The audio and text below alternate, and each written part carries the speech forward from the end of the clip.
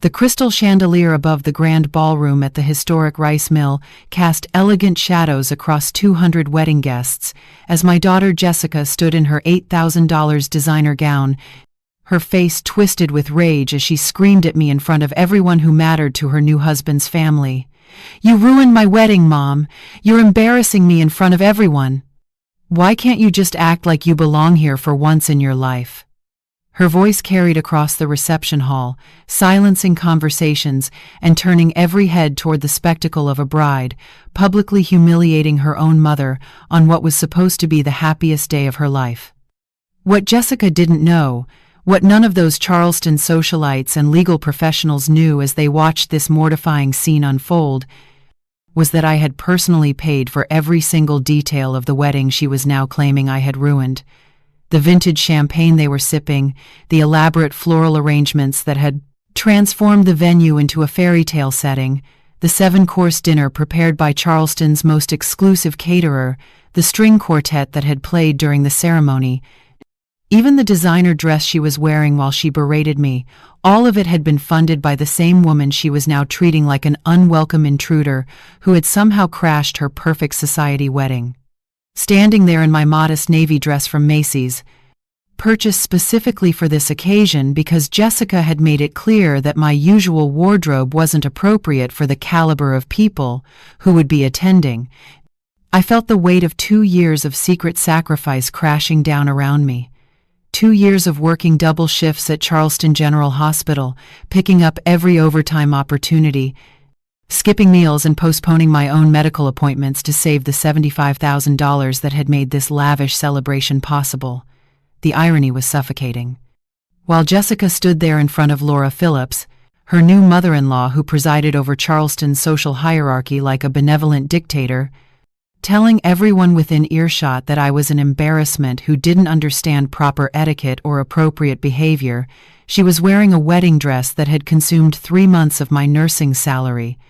The reception she was protecting from my allegedly corrupting presence had been funded entirely by the woman she was now publicly disowning. Nathan Phillips, her new husband, stood beside her in his custom tuxedo with the expression of someone who had been trained from birth to avoid family drama that might reflect poorly on his family's reputation. His parents, Laura and Judge William Phillips, watched the scene with the kind of polite horror that people of their social standing reserved for witnessing public displays of lower-class dysfunction. They had no idea they were watching my daughter destroy the relationship with the only person who had made her fairy tale wedding financially possible. The guests, a carefully curated collection of Charleston's legal and medical elite, old money families, and social climbers who had fought for invitations to what had been billed as the wedding of the season, shifted uncomfortably as Jessica continued her tirade. "I specifically asked you to stay in the background, Mom. This is my day, and you're supposed to blend in, not draw attention to yourself. Nathan's family has a reputation to maintain, and your behavior is reflecting poorly on all of us." Crystal Martinez, my best friend, and the wedding planner who had helped orchestrate this entire event, stood near the DJ booth with a microphone in her hand, her eyes wide with disbelief as she watched Jessica systematically destroy any remaining relationship with her mother in front of an audience of strangers. Crystal knew the truth about who had funded this wedding, had been with me during countless planning sessions where I'd stretched every dollar to make Jessica's dreams come true, while being treated like a necessary but unwelcome participant in my own daughter's life. But what broke my heart wasn't the public humiliation or the ingratitude. It was the realization that somewhere along the way, in my desperation to give Jessica the life and opportunities I'd never had, I'd raised a daughter who was ashamed of the woman who had sacrificed everything to make her dreams possible. Standing in that elegant ballroom, surrounded by the luxury I'd worked myself to exhaustion to provide, I understood that the most expensive lesson I'd ever paid for was learning that love and sacrifice don't automatically generate respect or appreciation.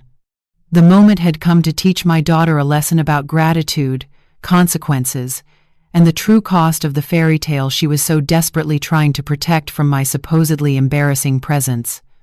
Raising Jessica as a single mother in Charleston had been a constant battle between wanting to give her every opportunity I'd never had and trying to teach her values that money couldn't buy. After her father walked out when she was 3 years old, leaving us with nothing but a stack of unpaid bills and a mortgage I could barely afford on a nurse's salary, I'd made a promise to myself that my daughter would never feel the sting of financial insecurity or social exclusion that had defined my own childhood in rural South Carolina. Working at Charleston General Hospital had provided steady income and good benefits, but it had also meant 12-hour shifts, weekend rotations, and the kind of physical and emotional exhaustion that comes from spending your days caring for other people while trying to maintain your own household as a single parent. Jessica had grown up understanding that Mom worked in a hospital, but she'd never really grasped the reality of what that meant, the back-breaking labor of lifting patients, the emotional toll of watching people suffer, the constant stress of making life-and-death decisions while earning a fraction of what the doctors made for the same hours. The transformation in our relationship had begun during Jessica's high school years, when she'd started dating boys from families with summer homes and trust funds, kids who spoke casually about spring breaks in Europe and college application fees that cost more than some families spent on groceries in a month.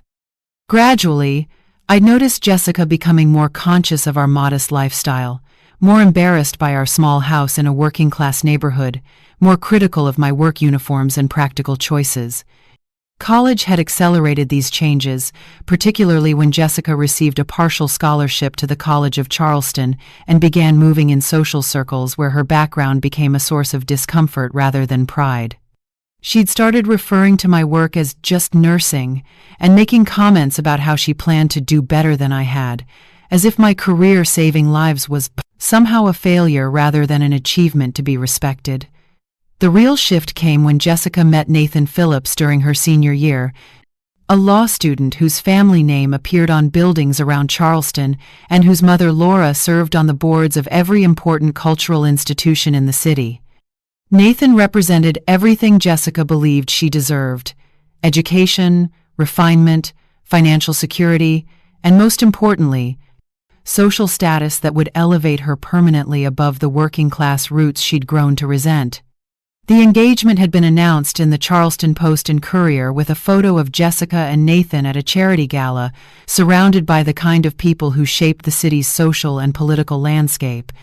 Laura Phillips had immediately taken charge of wedding planning, making it clear that this celebration would reflect the Phillips family's position in Charleston society, while gently suggesting that certain aspects of Jessica's background might be downplayed for the sake of family harmony.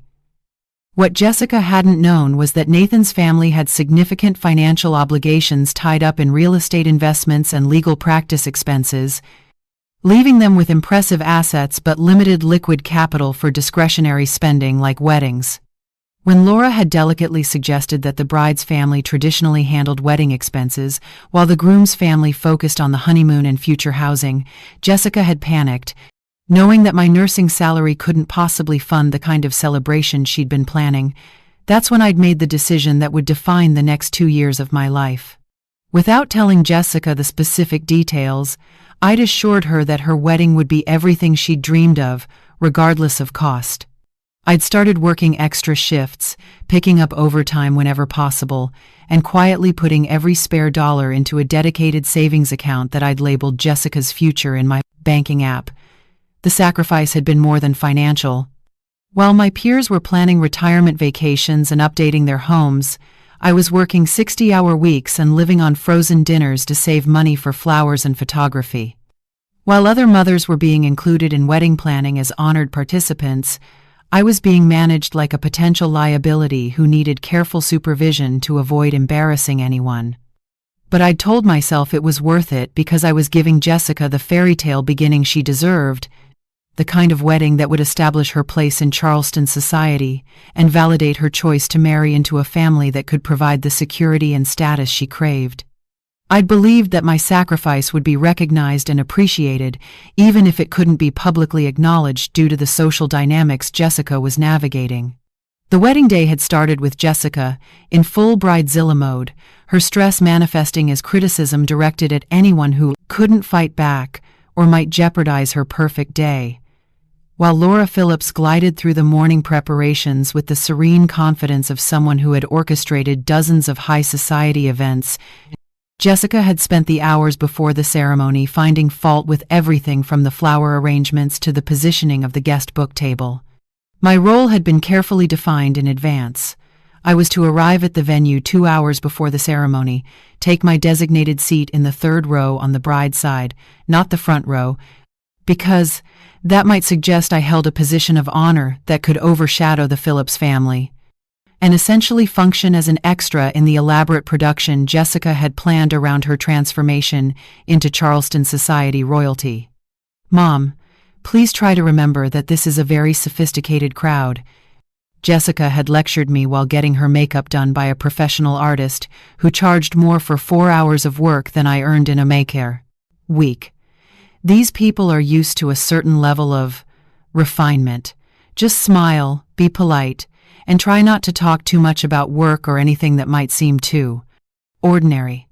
The ceremony itself had been flawless, held in the historic sanctuary of St. Philip's Church with its soaring columns and stained glass windows that had witnessed Charleston weddings for over 3 centuries.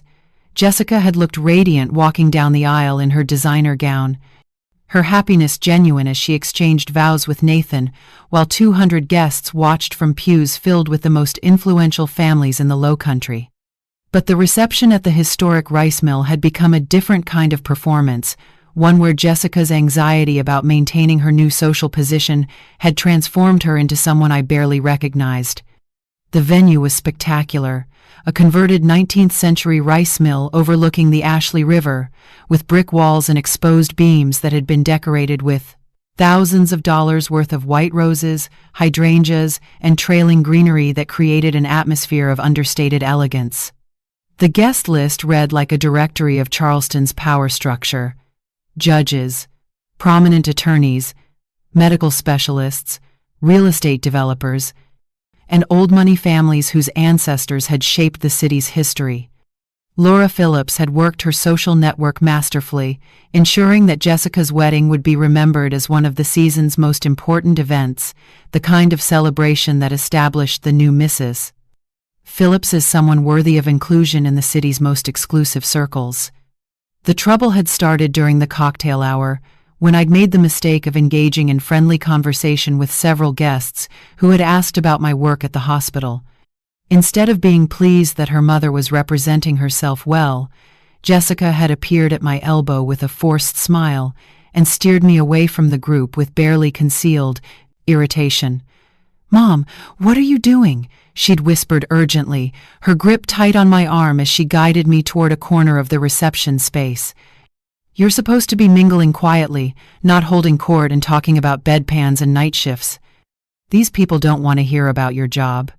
The situation had escalated when Laura Phillips had approached us, her expression politely concerned as she'd suggested that perhaps I might be more comfortable at one of the tables toward the back of the reception space, away from the head table where the wedding party and immediate family would be seated. The implication was clear: my presence at the front of the room might detract from the sophisticated atmosphere they were trying to maintain. "Actually, Mrs. Phillips," I'd responded with as much dignity as I could muster, "I think there might be some confusion about the seating arrangements. As the mother of the bride, I believe tradition calls for me to be seated with the immediate family."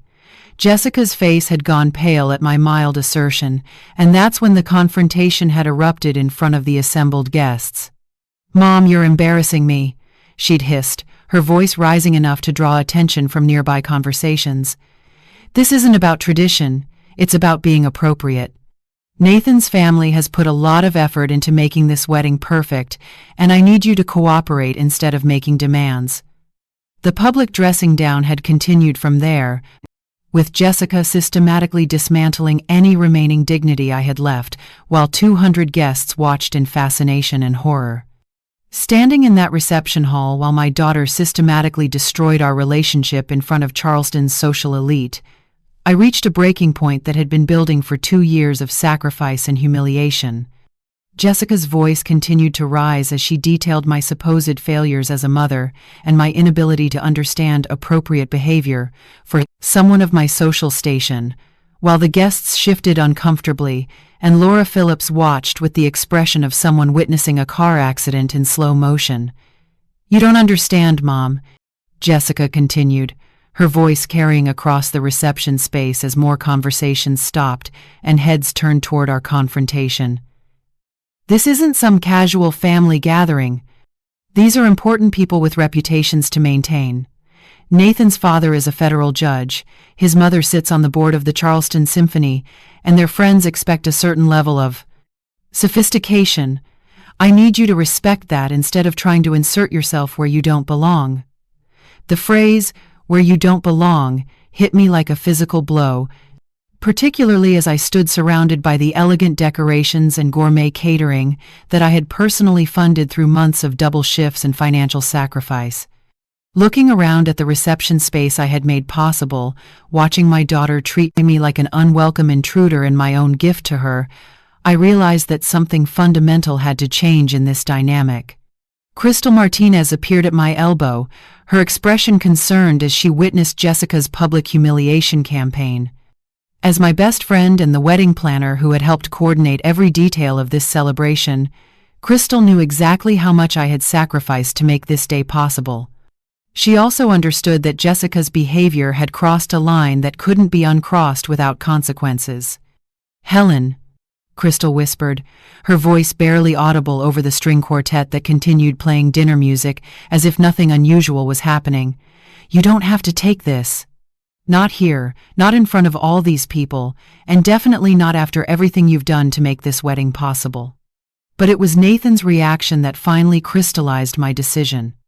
Instead of defending me or attempting to de-escalate his new wife's increasingly hostile behavior, he stood beside Jessica with the passive expression of someone who had learned to avoid family drama that might reflect poorly on his family's reputation. His silence felt like complicity, a tacit agreement that I was indeed the problem that needed to be managed, rather than a mother who deserved basic respect at her daughter's wedding.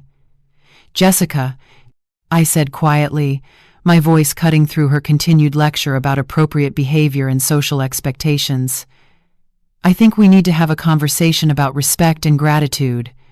And I think your guests deserve to understand what they're actually witnessing here." Something in my tone must have warned Jessica that the dynamic was about to shift, because her expression changed from righteous indignation to uncertainty. For the first time since her tirade had begun, she seemed to recognize that she might have pushed too far, that her mother might not continue absorbing abuse indefinitely without fighting back. "What do you mean?" Jessica asked, her voice carrying a note of caution that suggested she was beginning to realize that publicly humiliating the person who had funded her wedding might not have been a strategic choice.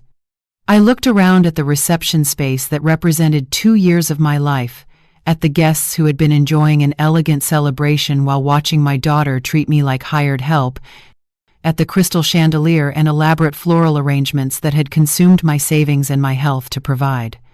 Then I looked at Crystal, who was holding the microphone that had been used for earlier announcements about dinner service and special dances. "Crystal," I said, extending my hand toward the microphone with a calmness that surprised even me, "I think it's time these guests learned something important about tonight's celebration. Something that might change their perspective on what they're witnessing here." Crystal handed me the microphone without hesitation, her expression suggesting that she had been waiting for this moment as eagerly as I had been dreading it. The weight of the microphone in my hand felt like the weight of 2 years of accumulated resentment and disappointment, but also like the possibility of finally setting the record straight about who Jessica really was and what this wedding had actually cost. The decision to speak publicly wasn't made in anger, though anger was certainly present. It was made with the clear understanding that some lessons can only be taught through consequences, and that Jessica needed to learn what happened when you bite the hand that has been feeding you. The reception hall fell into complete silence as I raised the microphone to my lips, 200 guests suddenly focused on the woman who had just been publicly berated by her own daughter for being an embarrassment to the sophisticated celebration they were attending. Crystal stepped back to give me space, her expression a mixture of anticipation and concern as she realized that whatever I was about to say would fundamentally change the evening's trajectory. "Good evening, everyone," I began, my voice steady despite the adrenaline coursing through my system. "I'm Helen Richardson, Jessica's mother, and I wanted to take a moment to address some confusion that seems to have developed about tonight's celebration." Jessica's face went pale as she realized that her public humiliation campaign had backfired spectacularly, that instead of shaming me into silence and compliance, she had pushed me to a point where I was willing to fight back in front of the very people she was desperate to impress. Nathan grabbed her arm in a gesture that suggested he was beginning to understand that his new wife might have made a catastrophic error in judgment. "I've been listening to my daughter explain to all of you how inappropriate my behavior has been tonight, how I don't understand the level of sophistication required for an event of this caliber, and how my presence is somehow diminishing the elegance of this beautiful wedding celebration." I continued, scanning the crowd of Charleston's social elite, who were hanging on every word with the fascination that comes from witnessing a dramatic reversal in real time. Laura Phillips had positioned herself near the head table with an expression that suggested she was calculating the social implications of whatever revelation was about to unfold, while Judge William Phillips watched with the neutral attention of someone accustomed to hearing unexpected testimony that might change the outcome of a case. "What Jessica hasn't shared with any of you," I said, my voice carrying clearly across the reception space as the string quartet stopped playing and even the catering staff paused in their service to listen, "is that every single detail of tonight's celebration, the venue rental, the catering, the flowers, the music, the photography, and yes, even her designer wedding dress, was paid for entirely by me." The silence that followed was unlike anything I had ever experienced, a complete absence of sound that seemed to stretch across minutes rather than seconds, as 200 guests processed the implications of what they had just heard. Jessica's mouth opened and closed soundlessly while Nathan's expression shifted from confusion to dawning horror as he realized what his wife had been hiding from everyone, including him. "I've worked double shifts at Charleston General Hospital for the past 2 years, picking up every overtime opportunity and sacrificing my own health and financial security to save the $75,000 that made tonight possible," I continued, watching as several guests turned to stare at Jessica with expressions that ranged from surprise to disapproval. "I did this because I love my daughter and wanted her to have the wedding of her dreams, even though she specifically asked me not to tell anyone about my contribution because she was embarrassed by the source of the funding." Laura Phillips' carefully composed expression cracked as she processed the reality that the elegant celebration she had been taking credit for orchestrating had been funded not by her family's social connections, but by a working-class nurse who had been systematically excluded and humiliated throughout the planning process and the wedding day itself. "So when my daughter tells you that I don't belong here, that I don't understand appropriate behavior for people of your social standing, I want you to understand that you're listening to someone dismiss and disrespect the only person who made tonight's celebration financially possible," I said, my voice remaining calm despite the magnitude of what I was revealing.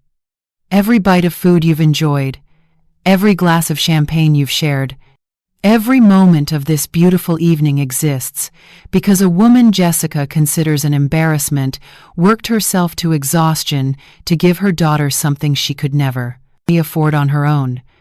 The microphone felt lighter in my hand as I delivered the final piece of information that would complete Jessica's humiliation.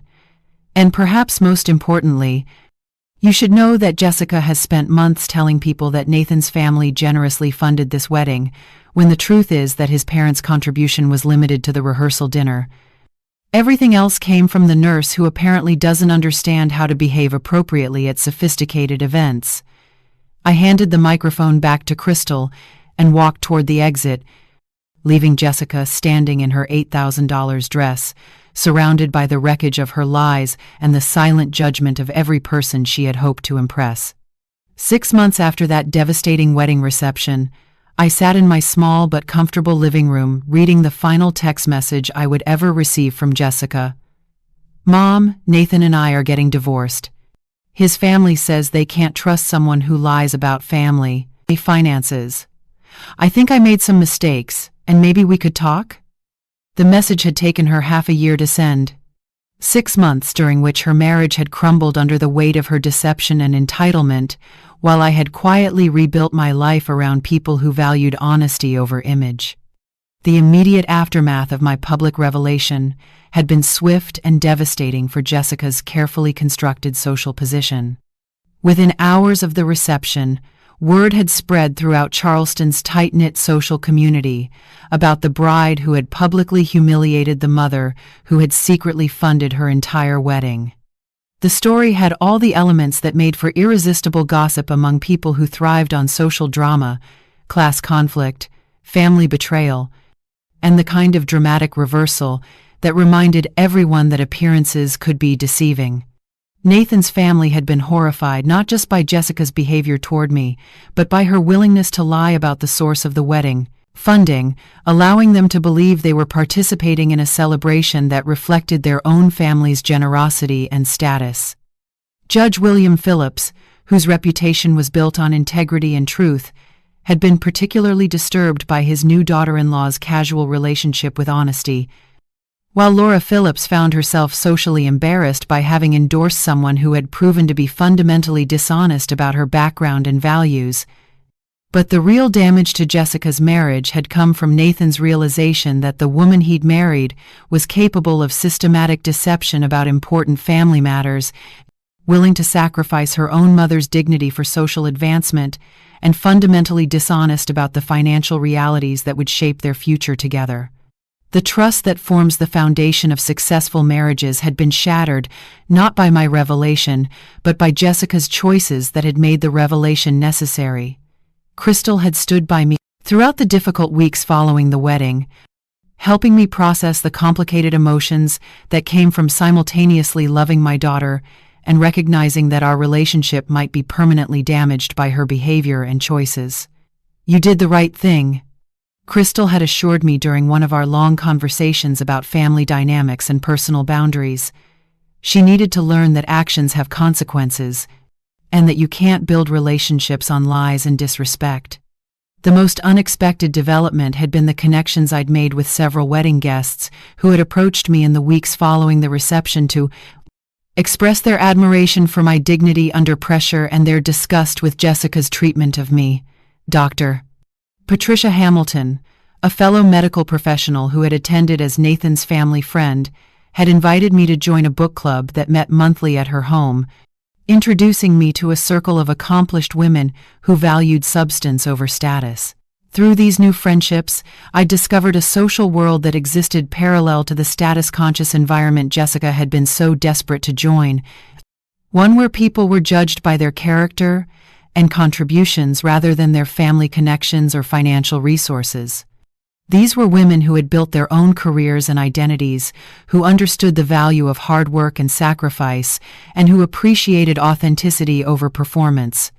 My decision to refuse Jessica's eventual attempts at reconciliation hadn't been made in anger, but from a clear understanding that some relationships become too toxic to maintain, even when they involve family members you love. The daughter who had publicly humiliated me for being an embarrassment was the same person who now wanted forgiveness and support after her lies had destroyed her marriage. But she had never acknowledged the fundamental disrespect and ingratitude that had led to our estrangement. The lesson wasn't about money or social status, though those had been the surface issues that had triggered our conflict. It was about the importance of recognizing when people's values are so different from your own that maintaining relationships with them becomes harmful rather than healing. Sometimes love means setting boundaries with people who consistently choose image over authenticity, convenience over gratitude, and social advancement over family loyalty. I'd learned that the most important relationships in life are built on mutual respect and genuine appreciation, not biological obligation or social convenience. Jessica would always be my daughter, But that didn't mean I had to accept treatment that diminished my worth or denied my contributions to her success and happiness.